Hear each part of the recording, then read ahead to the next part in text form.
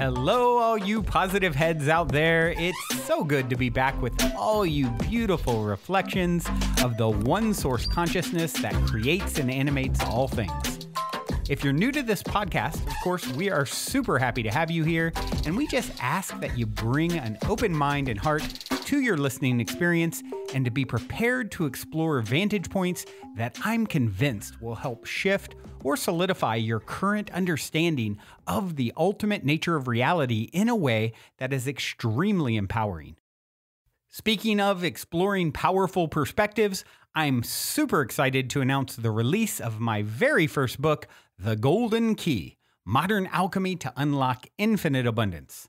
If you're ready to alchemize the circumstances in your life so that your abundance expands to an entirely new level in 2021, head over to goldenkey.gift to download the audio or ebook as my gift to you by using the code POSITIVEHEAD.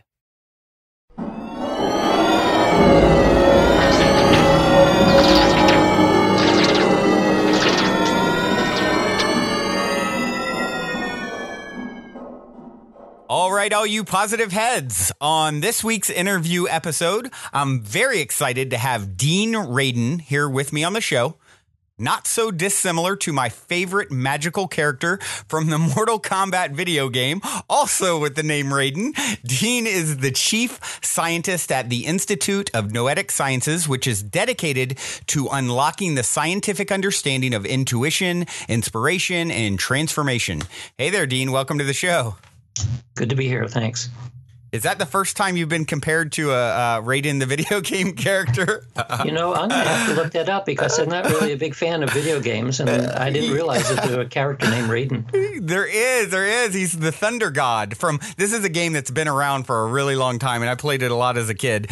And he's a pretty cool character. He truly was my favorite character in this game. Out of like maybe, I don't know. There's been a couple dozen over the years, but so yeah, you'll have to look that one up. See your alter ego there, right? Cool. Good. So I like to open with the same question and end with the same question, always with my guest. And so I'll go ahead and stay predictable for the listeners. You're in an elevator. You've got 10 floors to answer. The guy next to you looks over, says, "What's your passion?" What do you say? That depends on what building we're in with the elevator and where we're going, and how I make a rapid assessment as to who's asking the question. And the reason I say that is because very calculated. Well, it's because over many years I've been asked that question a lot, and if I get the sense that the person is not really interested, they're just doing it to be polite. And I'll say, "I'm a scientist," and that will predictably say, "Oh, what do you study?" And I say, "Well, I study psychophysiology."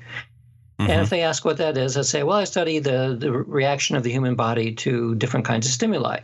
That usually ends the question, and the elevator door opens, and that's the end of it. Right. Yeah, what's the answer if someone's really, really interested? Yeah, if they seem more interested, then I'll say, "Well, I'm a scientist. I study psychic experience." And if they continue by asking questions, and I can gauge pretty quickly if they're really interested or not. Most people are interested, especially if they know that they're having a private conversation. Yeah. A very small percentage of people will stop the conversation and not bring it up again. Interesting. I would think you would, run into a good amount of people that don't want to open that door. It seems like there's a lot of fear with certain folks, and then of course others like myself. It's the most fascinating subject in the world. So, but that's interesting to know that or hear that folks, when it's private, for the most part, they want to hear more. Almost always. Wow. And in many, many different contexts. Anything from the person you happen to be sitting next to on an airplane to generals, CEOs of businesses, right? You name it. All kinds of people. Well, it seems for a very obvious reason. The reason is that we're talking about pretty common human experiences, right? But at least within Western culture, we don't know what to do with those experiences. So they tend to be taboo, and people learn you don't talk about it until you have a reason to feel that you're safe. Right. Yeah, I think you hit the nail on the head there. It's like, is I would say almost everyone from any walk of life has had some sort of experience at some point that has them sort of scratching their head like, what is going on here? That does not fit into my neat little box, right? It doesn't fit into the box that we've been taught. Right. But in terms of the experience itself, one would think that because so many people have experiences of this type, and even if you yourself don't have one, you may know someone that you trust who will tell you things and make your hair stand up. Yep. So it's pretty common.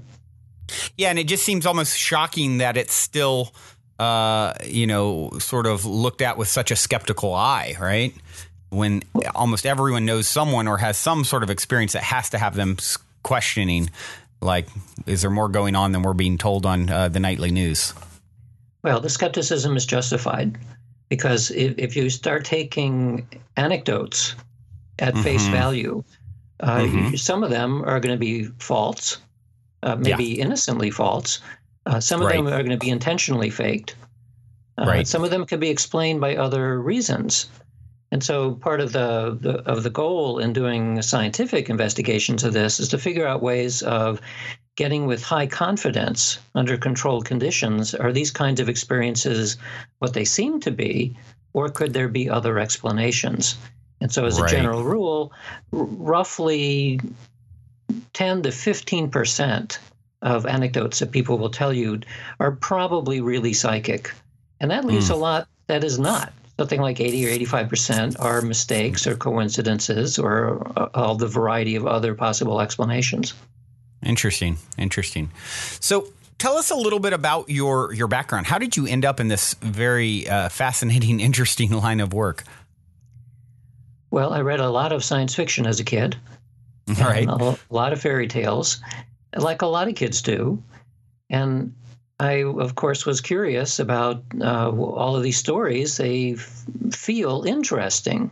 I mean, it's not simply a matter of the fantasy involved in the story, but if you ask kids who have read all of the Harry Potter books, there's some sort of enthralling sense about these stories, just as there is with mythology in general. But the reason why it grabs people is because you get an underlying sense that there's something real going on here. It's obviously in the form of a story, but the story feels real. Right. So take that as a child. And then when I was a teenager, I discovered that there was a branch of science that actually looked at these kinds of experiences and tried to figure out if they're real or not. And that's what really caught my attention, because very early on I'd been attracted to science and mathematics, and I'm skeptical by nature. I'm not simply willing to accept somebody's tale because they tell me. Right. I wanted to see it for myself. So that's what caught my attention as a teenager, and it took until I was about my late 20s until I figured out that you actually, with a lot of luck and some hard work, you could craft a career where you study these kinds of phenomena as a scientist. And tell us a little bit about that, if you would. Your work at the Institute, what it entails. I know it's very much an evidence-based approach to studying consciousness, right? Can you speak on that? Right. So we're interested in noetic experiences. That's what the Institute is named after, Institute of Noetic Sciences. Noetic comes from a Greek root word, which is nous, and it means to know. But it means to know more than simply rationally. Most people think about how do you know something. They think, well, you analytically figure it out, you rationally figure it out. But there are lots of ways that we know things. We know things intuitively. We know that we can love somebody, and that's not rational. It's emotional knowing. And there are many kinds of ways of knowing. The kinds that we're interested in is traditionally called intuition. But if you look at what the meaning of intuition is, the easy way of describing it is knowing without knowing how you know. Right. That's a good one. So there's two ways that can happen. The traditional or the conservative way of thinking about it is that it's forgotten expertise. So the example that you can use is you're a firefighter and you've been doing this for 20 years, and you look at a building and there's somebody in the building and you want to get them, but you don't go. which is like opposite to what you should be doing. And somebody would say, well, why are you not going? Well, because you're saying, well, I know the building's going to collapse in like 2 seconds. 2 seconds later, it collapses. Well, how did you know that?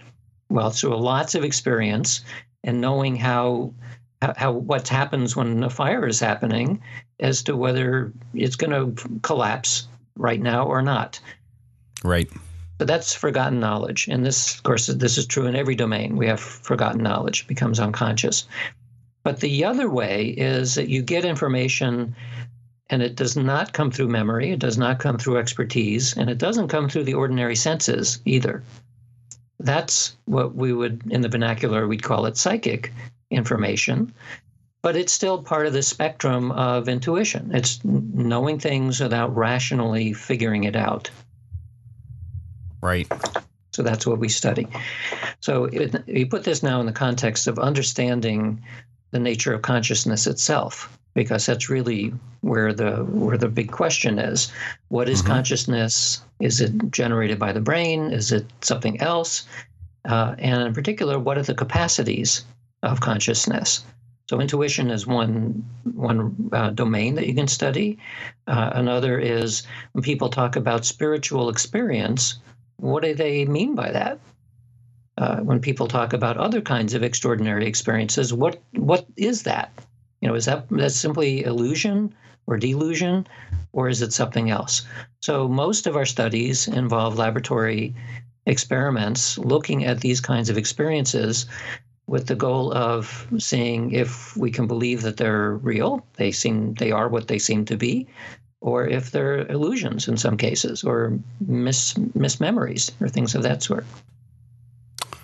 Right. And can you give us some examples of what maybe a study would look like, in your lab? Sure. So here's a common experience that people report. You drive down to work in a certain route every day, and you pass a whole bunch of red lights and a whole bunch of intersections, and so you kind of know the lay of the land, and you don't need to pay that much attention if you've driven this route so many times. So one day you're driving to work, and normally you're paying attention to 5 things at once, but something suddenly captures your attention about an intersection that you're approaching. And so you slow down. You have a green light, everything looks okay, but you slow down. You don't even know why you slow down.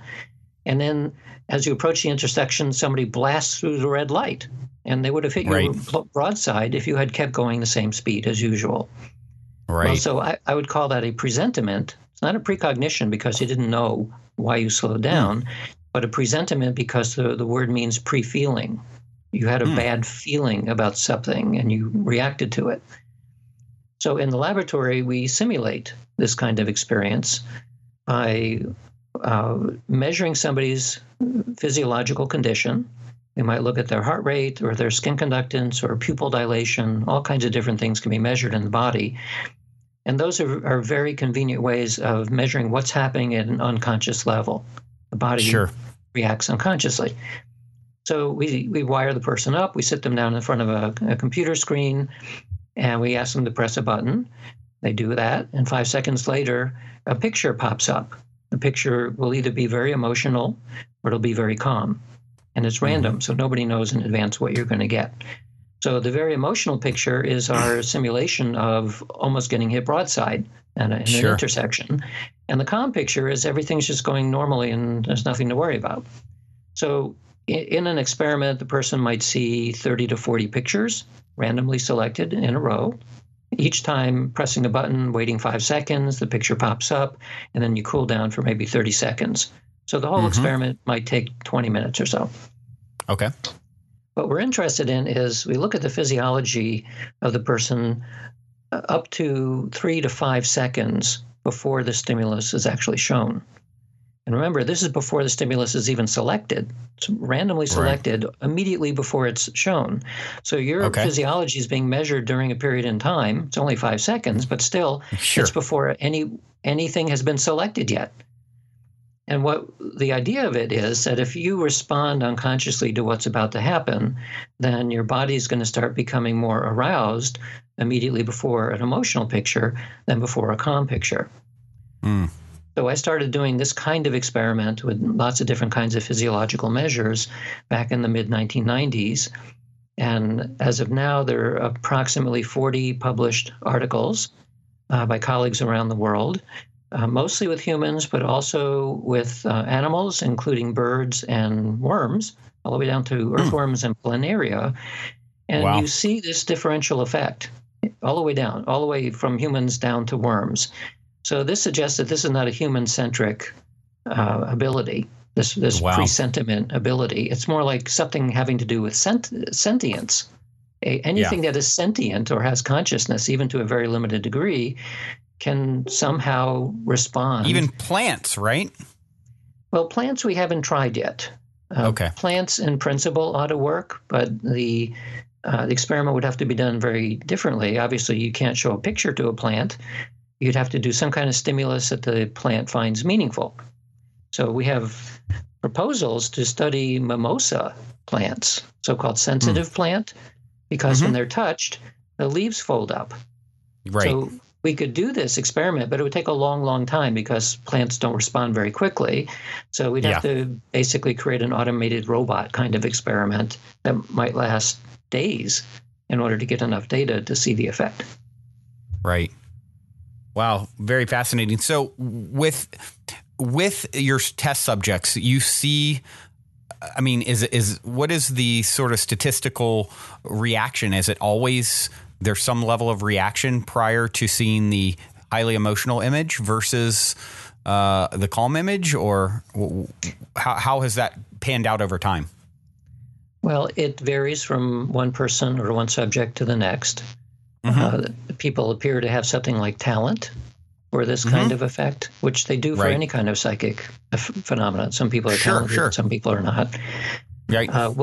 Generally, the way that we analyze the data in this experiment is for each participant, we do a statistical analysis of the amount of what amounts to nervous system arousal before calm compared to before emotional pictures on average. And then you accumulate that data across people, and you end up with a probability statement or an odds against chance statement of how likely is the result that we've seen due to chance or maybe not due to chance. Right. So, and sometimes in an individual experiment, you get really good results. You might get an odds against chance of 1,000 to 1, indicating much more arousal before an emotional picture than before a calm picture.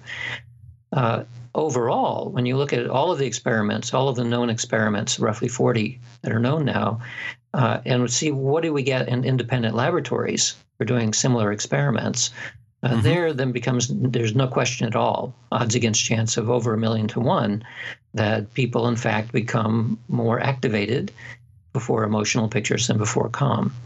Wow. And this, by the way, is not only pictures. It could be something as simple as an electric shock, or even it's much simpler, like the presence of lights flashing in your eye as compared to no lights flashing. So we see it in a wide variety. And this, by the way, the reason why you get independent people doing the experiments and different kinds of stimuli and different kinds of physiological measures is you want to gain more and more confidence by looking at the same phenomena in different ways. And if in general you see the same effect over and over again, it's very likely to be a real phenomenon. Right. Wow. And so, of course, this leads to the question that maybe is a sort of a big question. Curious how you answer. Where do you think this psychic info comes from?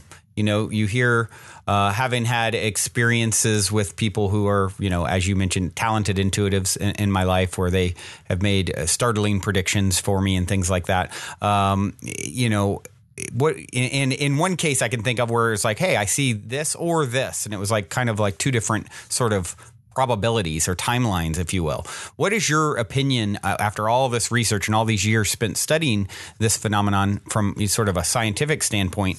Do you have a theory? I imagine you do, of where it actually comes from. Well, I think it is all related to the nature of consciousness and the role of consciousness in the physical world. That's what it's all about.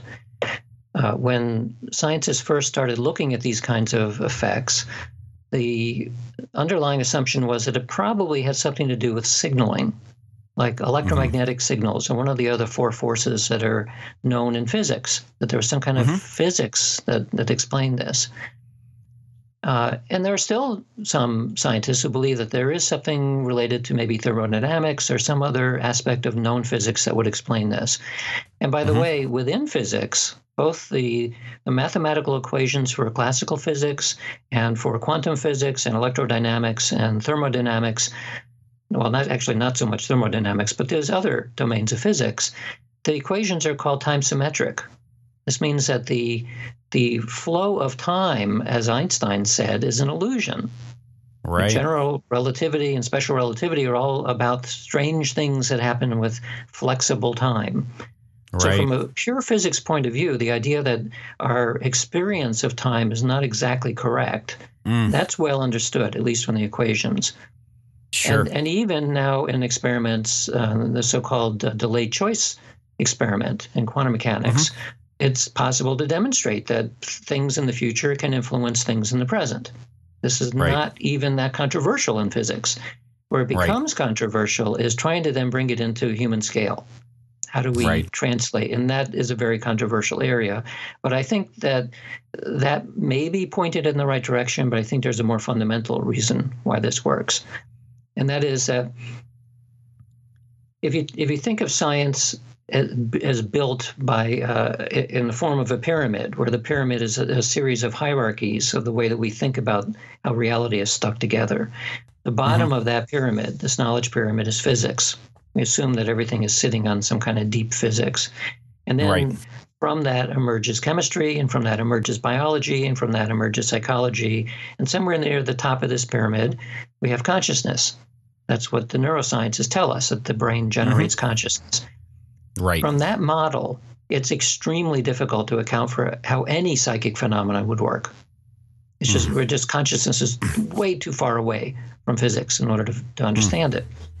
This is one of the reasons why I have many colleagues who are scientists who say, well, precognition is logically impossible. It doesn't matter whether you have evidence for it because it can't exist.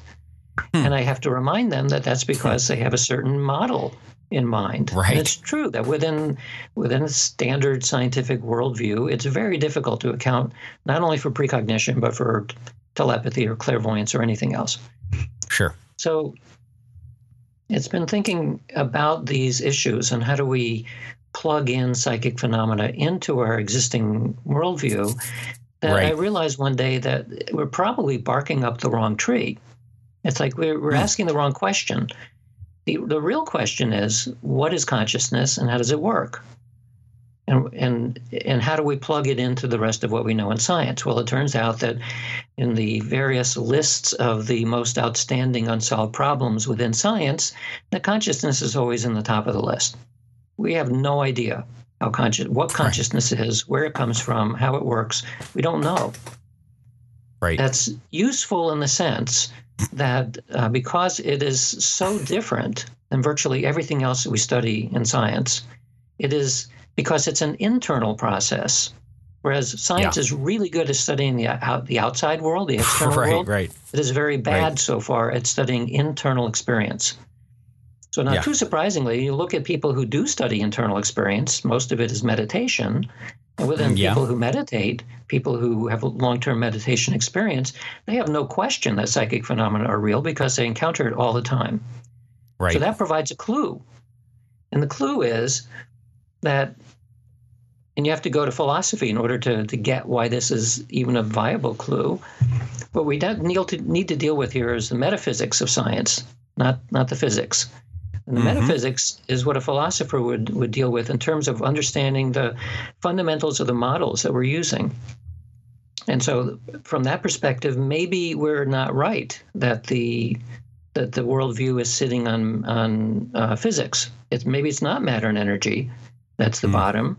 Maybe it's consciousness that's at the bottom. So what I'm talking about here, of course, in philosophy is known as idealism, and there are many other terms for it. But and of course, it's one of the bases of lots of Eastern philosophy as well. Sure. But ultimately, all there is consciousness. All that you can know is consciousness, and it's from an idealist point of view, consciousness is prior to mass and energy and time and space. Mm-hmm. It's sort of the cause, and all this other stuff is the effect, right? In a sense. Or think of it in terms of everything we know is an emergence. It emerges from awareness, emerges from consciousness in some way. If that is true, then suddenly psychic phenomena of any type, including precognition, becomes easy to understand. And the reason why it's important to think of it as being at the bottom of the knowledge pyramid is because it doesn't change anything that we know in science. Everything we know in physics remains the same. And everything we know in chemistry and biology and psychology, they all remain the same. So we don't throw away any of the textbooks. What we've done is put the entire heap on a new ground. Platform. Yeah. So this new platform is important because just like there are electrons that emerge into new forms, well, consciousness emerges into new forms as well.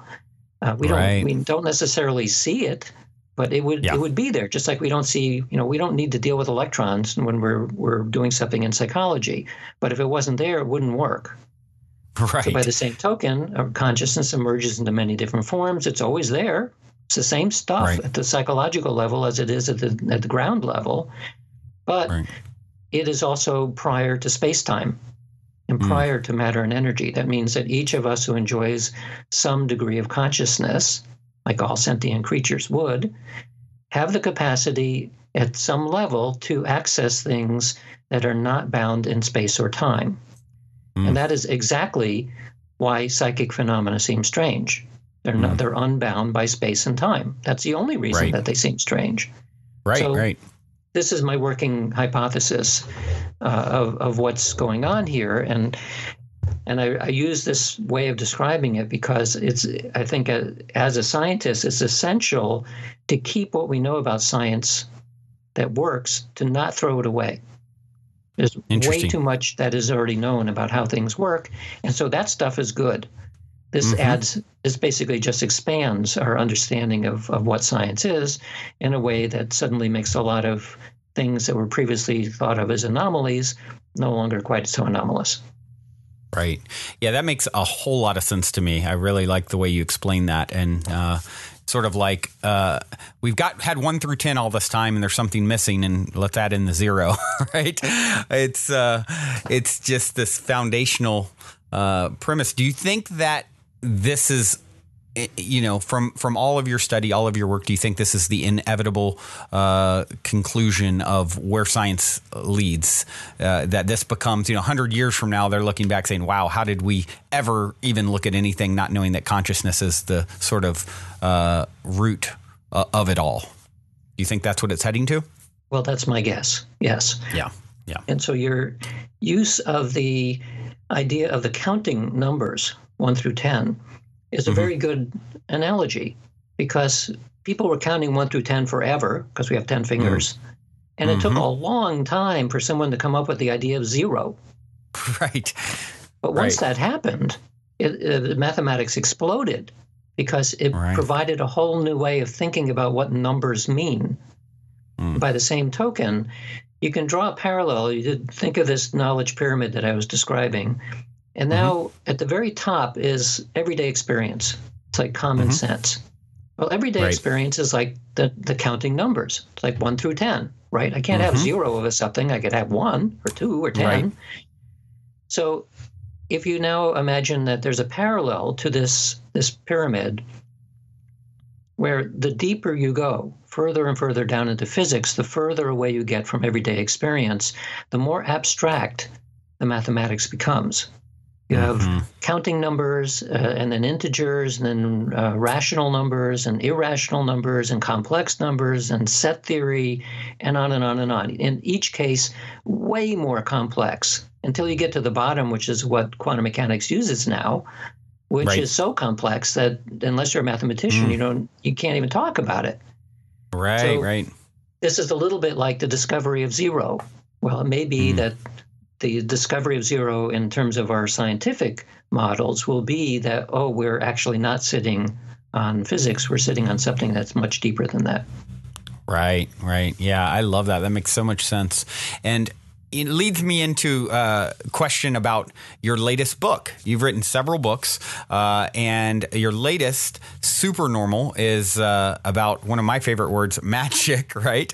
Let's talk about that word. It's a very charged word. What do you consider to be magic? Well, Supernormal is actually about the yoga superpowers. And I specifically chose the word supernormal rather than supernatural because of the distinction that's made within yoga. So you have you go back to the original classical form of yoga, which was written by Patanjali about 2,000 years ago, and it's called the Yoga Sutras. So the Yoga Sutras are interesting because that was the first time that you find a written record of what up to that time, probably for millennia, had been an oral tradition.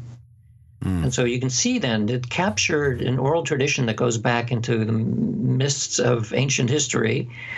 And one of the 4 little books that constitute the Yoga Sutras, book number 3, is all about the superpowers that arise as a result of dedicated meditative practice. And so you look through this language, it's all written in Sanskrit, but there are, of course, lots of translations. The translations basically say that there are roughly 25 different kinds of powers, and they call them siddhis, S-I-D-D-H-I in Sanskrit. And it roughly translates into something like attainment or perfection. So what happens when you attain a certain degree of perfection in meditation. And we translate those into the words that we'd use today. They're talking about telepathy, clairvoyance, precognition, and psychokinesis, exactly the kinds of things that we study in the laboratory. They talk about some of them as being way more powerful than anything that we generally see, like levitation and super strength and super speed, like comic book superhero stuff. Right. But that's what they're talking about in this book 2,000 years ago. Wow. So you either have to say, well, this was like a fantasy book that they were writing, or they knew what they were talking about. So since we know that the elementary siddhis, simple precognition, simple telepathy, and so on, those have been now studied for about 150 years by science, and we have very high confidence that those are real things. So that means that when Patanjali was writing the Yoga Sutras, he probably wasn't making it up. He does say, and many commentators have said afterwards, that things like levitation are real, and super strength is real, and even invisibility is real, except it's extremely rare. It's extremely rare even by people who are lifelong meditators, whereas some of the other siddhis, like telepathy and precognition, are pretty common. So as in any domain, you find some people are talented and other people are not. Fortunately, because we're able to look at the simple siddhis in the laboratory, we know that they're very likely to be real, and you don't need to be a superstar in order to demonstrate them. Right. And there, it instantly makes me think of, accounts like Carlos Castaneda, for example, where there's accounts of supposed teleportation and things like that. So there's certainly been people along the way who have claimed to have done some of these things, even in recent history, right? And obviously not happening or being claimed all the time on every street corner, but it's still floating around as, something that, and I'm sure there's probably all kinds of interesting accounts that I've never even heard of that maybe even you have, which I'd be interested to hear if you have some good ones. But, it's such a fascinating idea. Well, this is the challenge of an investigator. There are lots of people who make all kinds of claims about special powers. Yeah. Most of them are they're not telling the truth. Right. So, and it doesn't even take muddies that the long waters a bit on something that's already very tricky, huh? Right. So one of the things that you learn after a while when you start studying these kinds of phenomena is to be even more skeptical than the typical skeptic. Because you learn that there are ways of faking these kinds of things. You learn that some people are motivated to fake. I have a very large collection of traditional magic methods. I'm talking about stage magic and gimmicks and things that people use to fake these things. And you need to be educated about how you can fake these kinds of effects in order to be able to do proper investigation. So that's why I have a large collection of methods for faking these things. And you find occasionally that people do have real skills. Very, very few people have what might be called psychokinetic skills. Those are the ones that, of course, capture people's attention, because that's what you see in every movie and television show having to do with psychic powers. They're people making things float and they're flying, and it's very exciting. But that is exceptionally rare, so rare that even after many, many years of doing this kind of research, I've never found anybody in the laboratory who could reliably do anything that I would say was psychokinetic at a macro scale, meaning something you could see with your naked eye. We have seen lots of examples of people doing microscopic effects that you measure, and then you need statistics in order to be able to detect it. That's not too unusual.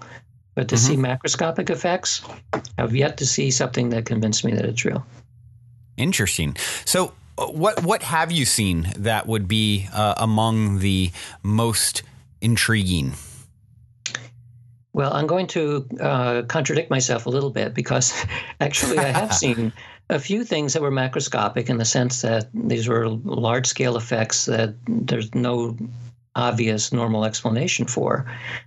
And the one example that I take as real is the one that I did myself.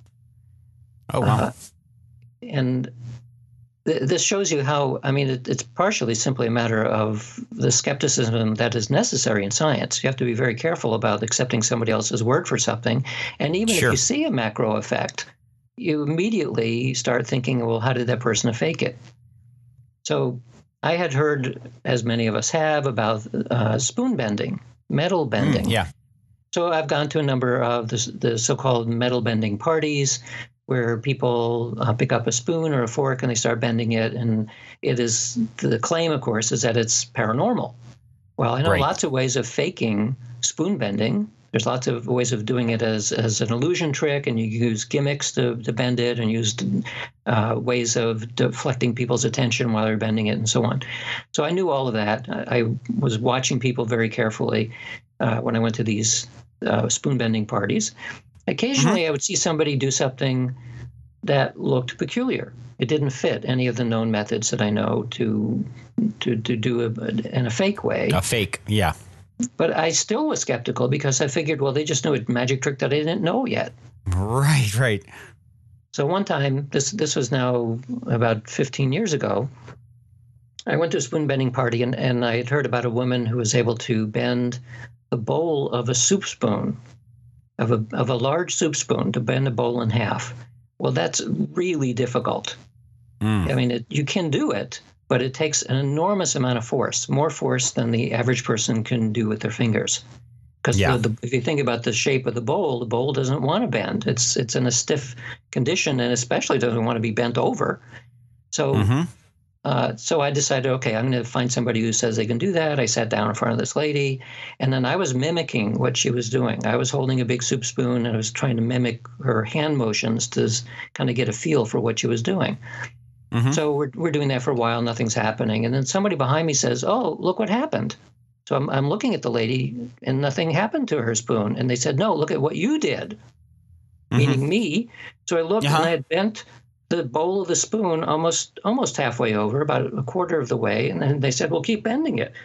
So I just pinched it, and it bent all the way over the bowl of the spoon. Well, I remember looking at it and immediately checking my fingers to see if I was using force, because you're in a dissociated state, you might use force. And there was no evidence that I was using force. I just pinched it over like it was a piece of taffy. Wow. And then I kind of just stared at it dumbfounded, because I was holding it the whole time. I know no one else had. It wasn't like somebody gave it to me. I did it. And I felt what it felt like when I bent it over. So here's a case where I'm put in a position of being very skeptical about these things, but I also can't deny my own experience. So I did it. I have the spoon. It's still bent. It's not the kind of spoon where you put it in hot water and it decides it's going to fall apart. It's a real big, heavy soup spoon. That metal spoon. I did something that you can't do. I know I can't do. In fact, I got the same kind of spoon afterwards and measured the amount of foot-pounds of force.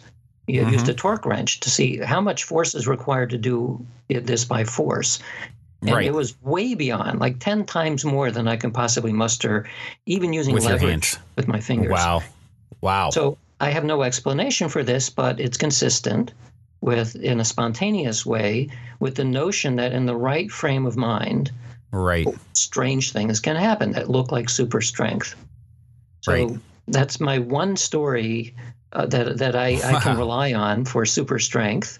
Right. I haven't found anybody who can do that on demand, although Right. I'm more inclined to believe that there are some cases in these metal bending parties where people have done things like bend a 1/4-inch bar of aluminum. And aluminum is very stiff, especially a 1/4-inch bar. They can bend it. I don't know how they can bend it. I can't. I mean, I can consciously try to bend a bar like that, and it doesn't do anything. Right. So strange things can happen in unusual states of mind. Right. Wow. So, what, do you recall your state when this happened? Were you in sort of an altered state? Had you suspended disbelief within yourself, prior to this sort of event? I went to a state which is sometimes described as effortless striving. There's no effort at all, but you have to strive to do the task more than you've ever tried to do anything in your life. You need extreme motivation without any effort. So it's a paradoxical condition. And I was in this peculiar state. I remember that I really, really wanted to do this as though my life depended on it. And yet at the same time, a part of me didn't care at all. And I've tried to re-evoke that sense.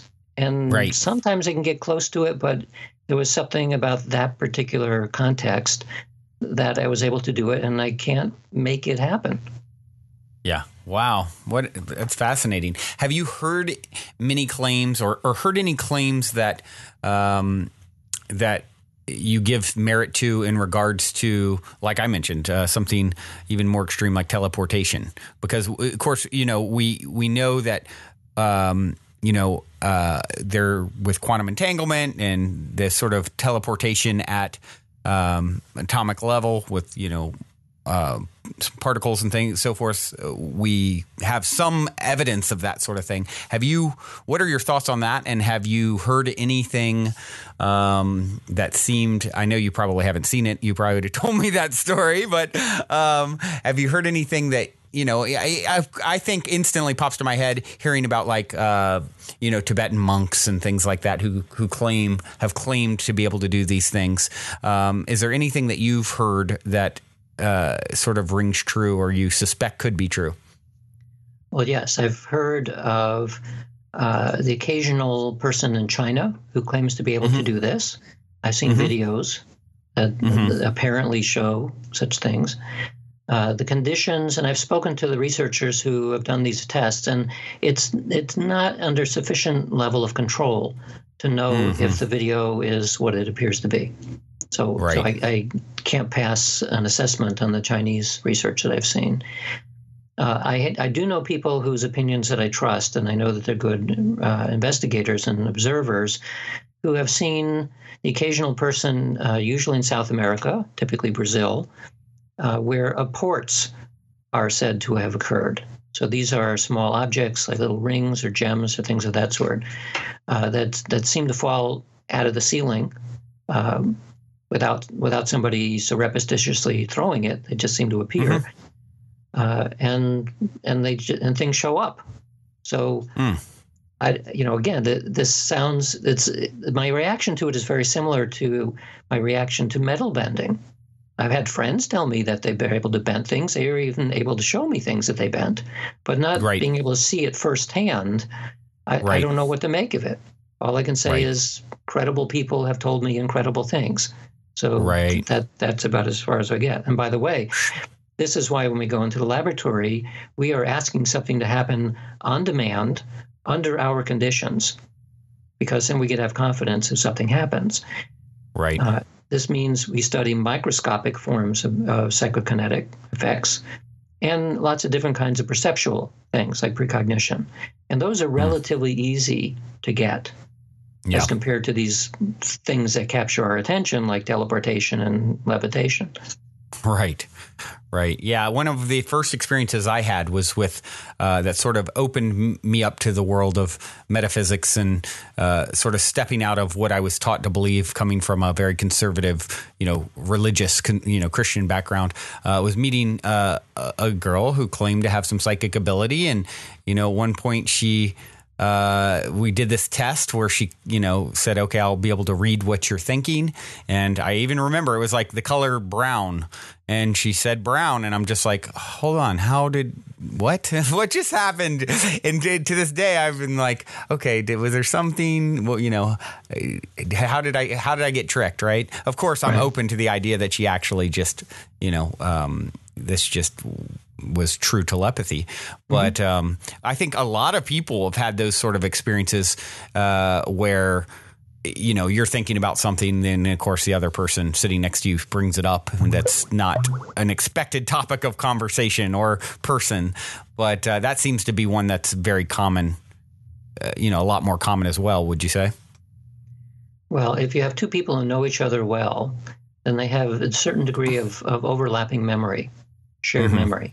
So a way not to do a telepathy test is to ask two people who have been out sailing all day to come into the laboratory and simply ask one to just think of anything that comes to mind, and then ask the other, well, what do you think that person's thinking of?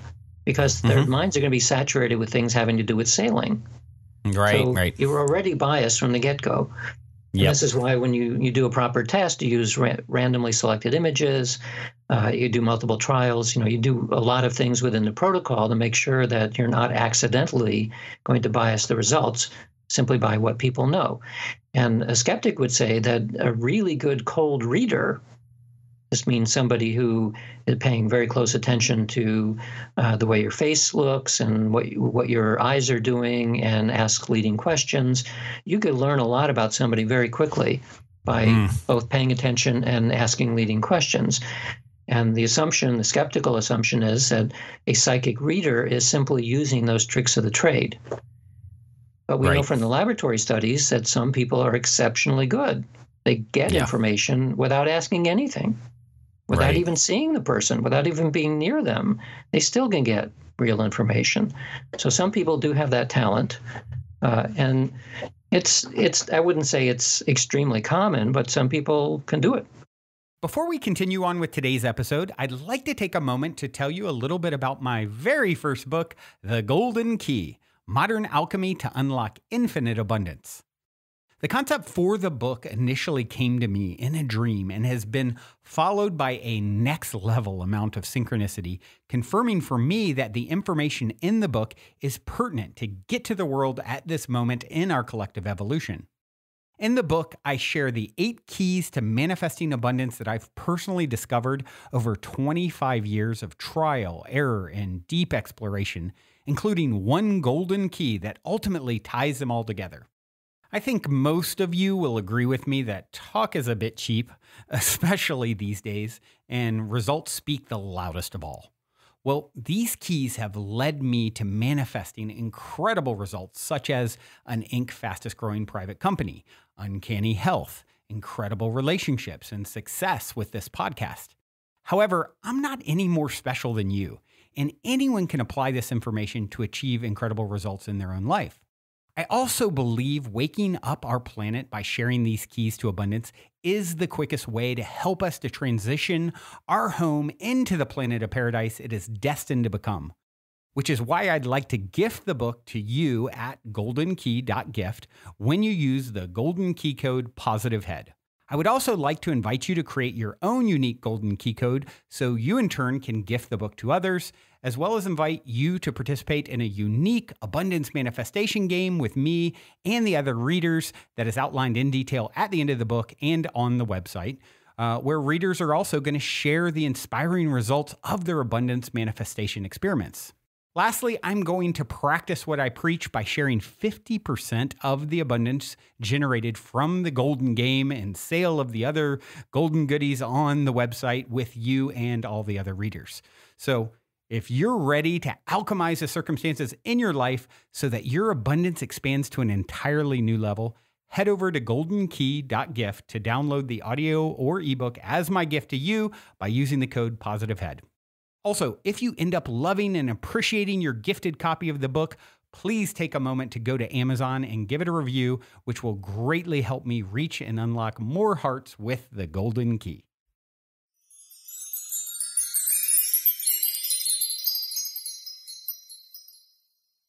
You know, one of the things that I wanted to ask you about is, some scientists having supernormal experiences during meetings discussing such topics. And there's one from a psychologist, Paul Ekman, during a meeting with the Dalai Lama that you mentioned that I would love to hear the details of. Right. So Paul Ekman is a famous psychologist, is probably best known for his work on studying micro expressions in the face. Mm-hmm. So he has training programs for police and interrogators and that sort of thing to look for very small movements in various portions of the face, which are tells.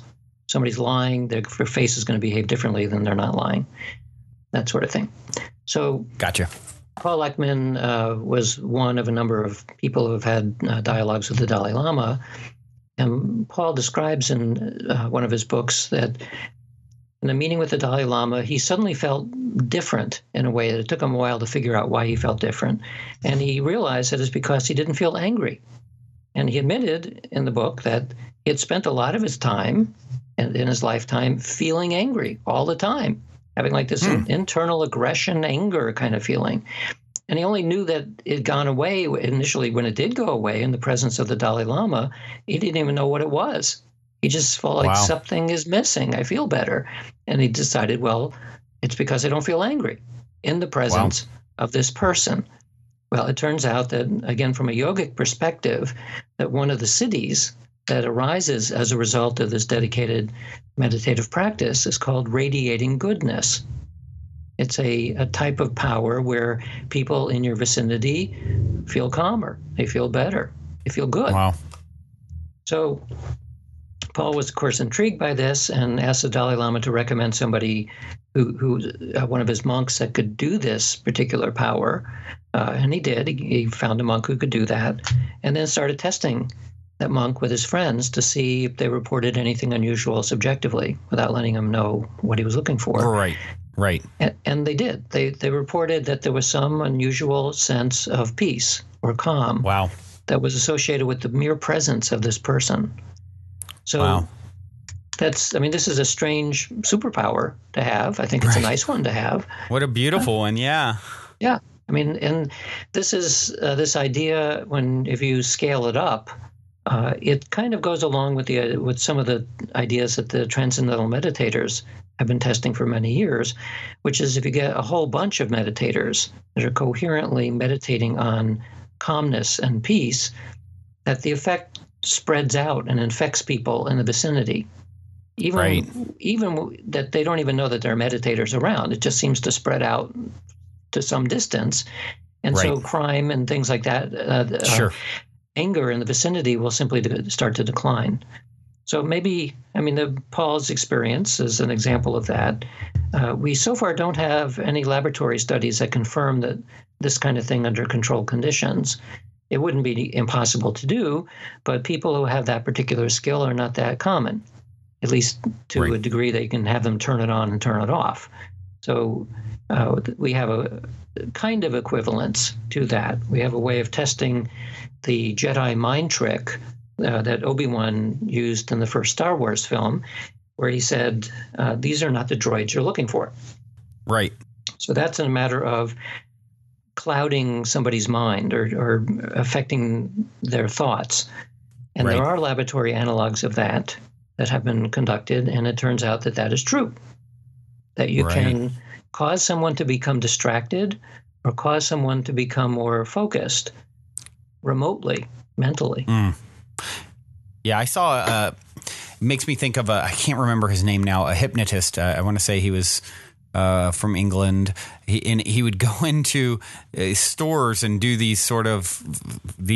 perform these sort of distractions, and as he's handing people paper, say, kind of like subconsciously say things that like, oh, take it, it's fine. But he's really talking about something else, a story he's talking to this person about as he distracts them. And he pays for like $1,000 ring with like pieces of paper, and the guy takes it, So it's a very interesting example of sort of, in a sense, the same thing.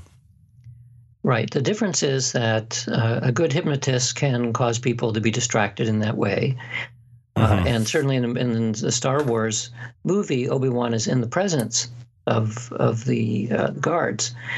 So in the laboratory, though, you don't want someone to be near or be able to see that there's somebody that's trying to do the mental manipulation, because then you have a confound between ordinary forms of influence that hypnosis uses versus psychic forms of influence. So we strictly separate people so that you're not looking at somebody you can't figure out what's going on, and do things like behavioral measures or attention measures to see if somebody remotely can mentally cause you to change your behavior or attention. And so that's what I'm talking about, not what amounts to a simpler version, which is being in somebody's presence and being influenced by them. Gotcha. And so what are your thoughts on remote viewing? Have you done any studies of that? I actually haven't done studies with remote viewing, although I've participated in them. Both when I was at Princeton University, there were a series of studies on what they call precognitive remote viewing or precognitive remote perception. And when I was doing this kind of work for the U.S. government, the whole program at the time, the classified at the time, but no longer, was all about remote viewing, psychic spying. So I saw lots of people doing this who were very talented and saw experiments as they were taking place. But it's one of the few areas of psychic research that I haven't actually run as an experiment myself, possibly because I saw others doing it and I was convinced that that's real. It's a real thing. Wow. I didn't feel quite as much motivation, perhaps, to try it myself. Right. Yeah. What are your thoughts on, I find remote viewing, and for those of you listening who maybe aren't familiar with remote viewing, it's essentially, Dean, you probably explain it better than me. Maybe you can give a quick explanation of what it is. Well, remote viewing is a modern euphemism for clairvoyance. And clairvoyance is the ability to perceive through space or through time without the use of the ordinary senses. And as I'm talking, I'm remembering that I actually did run a remote viewing experiment. I forgot about it. Oh, really? This was back in 1999, I think, or 98 or 99, where I was working with Russell Targ. And Russell was one of the founders of the psychic spying program at SRI International, which is where I met him. And we did remote viewing experiments that were pretty classical, in this case involving pictures rather than what's called an outbound experiment. So the reason why the term remote viewing came about is because originally when people were doing these experiments, they would have two people involved. One would be the viewer, and the other would be called an outbounder. So before the whole experiment starts, there's in your area, say, 5 different locations. Each one of which is as different from each other as you can imagine. Real locations, somewhere out there within 20 minutes of where you are. So you, as the viewer, have to figure out where is this person going? Where are they going to go? Well, that person doesn't know yet. So they leave the laboratory with somebody who's going to drive them. Once they're in the car, a random decision is made and they go to one of the 5 places. They drive to the place. It might take 20 minutes, and then they hang out there for 20 minutes, and then they come back. So now you're the viewer, you're all alone, or you have an interviewer with you who doesn't know where the person has gone, and you do a process where you're trying to imagine where is the person now, what is their experience like, and the idea of the viewing part is as though you were looking at the scene through that person's eyes, and you're giving a description. So the way this analysis is of the data is produced is if I'm the viewer, I've made sketches and I've made little notes and stuff which are capturing my impressions. I might get a visual image. I might get another snatch of some kind of sensory input, and I'd write it all down. And so now I give my impressions on paper to a judge. And a judge sees my impressions and sees pictures of 5 places, one of which was the real place that the person went, and then 4 decoys, which were the other 4 places they could have gone. So as a judge, I have to match which one is the best match. I have remote viewers' impressions and I have a real place. So a hit would be that the judge selects the real place using my information, and a miss is he chose one of the other 4 places. So that's a very simple form of this kind of experiment, and they've been done maybe 1,500 or maybe 2,000 such trials and experiments at various times. And overall, the evidence is extremely clear that talented people can do this. Right. And this is one of the reasons why the U.S. government had a classified program for about 20 years, because it was good enough to be used for espionage. Wow. Yeah, that's fascinating for any skeptical people out there. It's like if the U.S. government has been, actively using this tool, there's obviously something to it. Now, I think back to a book that I read many years ago. I want to say it was Cosmic Explorer or something. I forget the author, but he was remote viewing, and then he started, remote viewing different things in time and space, like, things from the future, other planets, other, past, maybe the time that Jesus was alive, things like that. I found that some of the stories and, accounts of what they saw were fascinating. Curious what your thoughts are on the probability of that being, correct or true or real. Well, that's the problem, isn't it? Because you don't know. You can't, if you have a target that you can't get ground truth on, that you don't know what the answer is, then it becomes a story. It might be a really nice story and fun and interesting, but if there's no way to check it, it remains a story. So all of the experiments that I'm talking about and everything we do in the laboratory, we know what the ground truth is. So we can make a valid statistical argument about whether or not what we're seeing is true or not true. The rest of it is certainly is interesting. People have looked using remote viewing to look at Mars and look at UFOs and look at all kinds of interesting things. But it has to remain at the level of story. Yeah. So you wrote a couple other books, The Conscious Universe and Tangled Minds, which I'm very interested to read. And I'd love just a quick sort of overview of what your findings are. What is your thoughts on the ultimate nature of reality and consciousness? Is this a fully alive, is it all one consciousness? Is it, is it a holographic reality? We've had people like Elon Musk say recently, I think it's 1 in a billion chance we're not in a simulated version of reality. What is your take with all your study and research? Well, for anybody who's interested in what the nature of consciousness and reality are, if you ignore all of the evidence for psychic phenomena or evidence of survival of consciousness, you just set that aside and you assume that none of it is real, it's very, very easy to kind of fall into the standard scientific way of thinking about reality and to assume that we're actually very smart, that we've practically figured it all out. There are a couple of threads that are not completely tied up yet, but we know things all the way down from the subquantum level all the way up to the universe and everything in between. And yes, every discipline has a few new things to learn, but it's pretty much wrapped up. That's the standard view. But once you start taking into account that there may be more things about consciousness that don't fit that model, and in particular, psychic phenomena that can be verified in the laboratory, and some aspects of survival research, which are also very intriguing, it blows the conventional model out of the water, because it means that we actually don't understand what consciousness is or its capacities at all, at least not from a scientific perspective.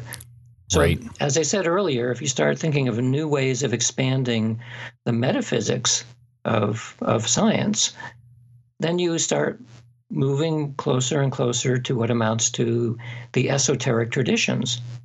And this includes Eastern philosophy, Western idealism, and esoterica as described in Hermeticism and Neoplatonism and all that whole lineage.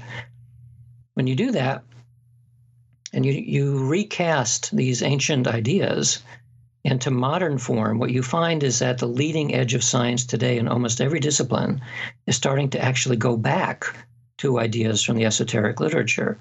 It's explained in terms of, as you said, that the reality is a simulation, or reality is a hologram, or reality is made of information or made out of mathematics. You see more and more mainstream people writing about these topics. The consciousness is important in some way that we overlooked before. That information is way more fundamental than physics, at least in the physical world. And some mathematicians believe that mathematics literally is reality. We live in a symbolic reality. Well, that's very, very close to the traditional notion of what magic is, real magic. And that brings us to the book, which will come out early next year, which is on this very topic. It's looking at traditional notions of magic and casting them into modern scientific terms. And it turns out that the degree of correspondence between these ancient ideas and now leading edge scientific ideas is much, much closer than most people think. Wow. Yeah, that sounds fascinating, like a fascinating subject matter for a book, particularly coming from you. I'd be very interested in checking that out. When do you plan to release it? Are you still in the writing phase, or? No, the manuscript is in and it's in production now. But I'm told that it probably the beginning of next year is when it'll actually appear. Wonderful. Well, I'll definitely be looking for that. Do you have a title that you've landed on? Well, the working title is Real Magic, but even that isn't set yet. So this, I'm working with Penguin Random House, a big publisher, and they have many people in many departments involved in production of a book. So my job is over. I've given them the manuscript. They take over now and do their own form of magic, and then suddenly a book appears. Voila! Abracadabra, right? As I speak, I create. Something like that, yeah. Something like that. Well, this has been absolutely fascinating, Dean. What is the best way for people who want to follow your work to connect with you and follow what you're doing? Well, my personal website is deanradin.com. Where I work is the Institute of Noetic Sciences, which is noetic.org. I have a personal Facebook account, but it's maxed out at 5,000 people. So I have I don't know what it's called, a personality page or something like that, which has unlimited amount of people who can like that page. Right. And I have a Twitter account and all the usual kinds of social media. I'm working now on a new website, which I'm not going to give the name yet, but that will have much more information about the new book. So it won't go live probably till near the end of the year, and that'll have lots more information on it. Excellent. Well, Dean, thank you so much for taking the time to connect with us and share some of a little bit of insight into your world. It's fascinating. I absolutely love getting I feel like science and spirituality are sort of doing a dance now that is unprecedented, that and you're someone who's right on the leading edge of that dance. I do have one other question for you. I'm curious, after all your work and having such a scientific mind, but then also, looking at this metaphysical, what would be, supernormal information. What is your thought, on the ultimate nature of reality? I'm assuming you have come to the conclusion that we all continue to exist beyond physical form. Is that correct? Is that a correct assumption? Kind of, but not exactly. So I assume at this point, my working hypothesis is that consciousness is fundamental. So by consciousness, I mean here something like awareness. There's some primordial awareness that's simply out there. and they can take on different shapes and forms. And some of those forms we see as physics, and some as chemistry, and so on. As far as survival of personal consciousness, I'm not so sure. There is intriguing evidence, experimental evidence, field studies, reincarnation studies are interesting, near-death experiences are interesting. What do you think about the afterlife experiments, the book, The Afterlife Experiments? And that too. See, so there's different classes of experiments, all kind of pointing to the direction that something persists. But what's not clear to me at all, at least not from the existing evidence, is that something personal persists. Like I can easily accept that there's your body dies and some form of awareness remains, but maybe it has access to your memories and maybe it doesn't. If it doesn't have access to your memories, you're just a disembodied piece of awareness.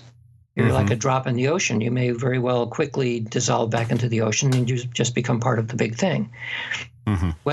So the real issue is whether your memories, that's what makes you, is your memories, your personality. We don't know if that persists. Now, of course, there are ideas like the Akashic record where everything is recorded. Well, maybe that's true, and maybe it's not true. We don't have good ways of telling. There seems to be some evidence from, with people, I can take firsthand, examples of communicating, supposedly through a psychic medium with my, a dead relative, where there's details that come through that are, would come from the memory of that former physical entity. And there seems to be a lot of that sort of evidence. Yes. So we've done studies with mediums as well. We can confirm that mediums can get accurate information, and not through the ordinary senses. But in order to know that information is correct, some living person has to know the answer. So as long as there are living people involved in the mix. No, you're saying they could be grabbing the information from the relative, not the dead grandmother kind of thing. Right. And even if it's information that is later found out to be true, well, maybe it's precognition. Maybe it's clairvoyance. You see, as long as there are living humans involved in this process, we know from remote viewing research that you can get information from a distance with no one there, even. From precognition, you can get information from the future. From telepathy, you get information from living people. So as long as we have those as other possible explanations, we don't have a clean way of separating out living versus potentially non-living sources of information. And this has been a problem ever since science began looking at these issues. It's not a resolved issue yet. So that's why I'm saying that we don't know yet. We don't know, like we can have high confidence that precognition exists because we can do experiments that exclude other possibilities. But at least in this one, having to do with persistence of personal consciousness, we don't know how to do that yet. What do you think about near-death experience type experience where people, in the coma, an Eben Alexander or someone like that? What are your thoughts on that? I think some of it is related to what happens the body shuts down, but not all of it. So when you look at what are the states of awareness where psychic perception improve, they're states that all have to do with the reduction of non-ordinary awareness. So people have in dreams and under certain drugs and drumming and dancing, and anything that pulls you away from ordinary operating consciousness, you get much, much better psychically. So when the brain is shutting down, that's perfect. Any part of your consciousness that has access to other places and times would suddenly become extremely vivid. So I'm not too surprised that in near-death experiences that people report things that sound flagrantly psychic. But again, we don't know whether the experiences that people report literally are what happens when you are dead and not coming back.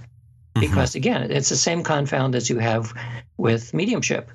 That we can't go to the question that we're all interested in because we don't know how to do that yet. Yeah, well, so you think about it, okay, if it's psychic phenomenon and it has to do with they're still there, to me, I would find it interesting that so many people who have those sort of take near-death experience, for example, or using a substance like, DMT, ayahuasca, whatever, and they come back with they sort of have these experiences, how many people have had that experience of, oh, wow, I'm one with the source that created it all, and my consciousness survives and my memory survives. And, it seems to be a lot of relatable theme that I pick up on when you hear these stories. There's a lot of that sort of thing. So it's almost like if it wasn't that way, why would that be the perception that they have? Well, the same thing could be said for long-term meditators or for anybody who has a mystical experience. The experiences that people talk about are more or less the same. You get a sense of unity and an awareness that's unlimited and all that. So the underlying question is, maybe this is simply relaxing into the background state, right? So the background is consciousness. It's awareness. That's all that there is back there. It's not necessarily personalized. It becomes personalized when you come out of that state and you try to express it. You use words like, I was in this state. Well, not really. In that state, you're nowhere. And that's why in practices like Zen Buddhism, for example, a lot of the spin that's put on it is that there is no self. Right. In those states, the self disappears. The self is an illusion. It's the ego of the brain and body that are creating this notion of a separate self. But when you dissolve back into that background, there is no self. Well, so I'm not saying this I know to be true. I'm saying this is what the traditions have said. And it also explains one of both the challenges and the joys of doing science in this domain, because you try to be clever and figure out, well, how can we convince ourselves through some kind of an experiment to see what actually is happening? Right. So, I know the literature on survival probably is as good as anybody does, because I read it all and I know the people are doing the research. And I'm not able at this point to jump into the idea that, yes, we all personally survive death and we'll go on to some other form of existence. Right. Because I can see too many open explanations that we haven't been able to close yet. It's a little like in a physics experiment where you have loopholes, right? Right. You can't tell exactly what it is because maybe it's this and maybe it's that. The same thing is true in the domain of survival research. And it's very difficult and frustrating and an interesting challenge too. Yeah. Well, you are an interesting character, Dean Radin. This is such a pleasure to connect and get your perspective on all these fascinating subject matters. I really appreciate you taking the time to come on and connect. It's been wonderful. Been my pleasure. I do have one last question for you, though. I like to end with the same question. In 60 seconds or less, what is the meaning of life according to Dean Radin? The meaning of life is to find something that you're very passionate about, and then to do that and make that your living, as long as it doesn't involve hurting anybody else. That's the meaning. I love it. I love it. Dean, thank you again, my friend. Keep on doing what you're doing. You're doing amazing work, and I know many listeners will be following along, and will be looking forward to your next book. And in the meantime, there's always my current book, Supernormal. Beautiful. Thank you so much, Dean. Thank you. Also, quickly, before we sign off, I wanted to let you all know that I will now be doing a live Q&A every Thursday night at 6 p.m. Pacific time on the new social audio app Clubhouse. I have really been wanting to connect and interact with all of you more for quite some time, and I'm super excited to now have 2 new ways to do it. First, if you're already on Clubhouse, be sure to follow me and click the little bell on my profile and select to always be notified when I go live on the Clubhouse app. And if you'd like to connect on an even more intimate Zoom gathering once a month, now you can do that too by registering at goldenkey.gift.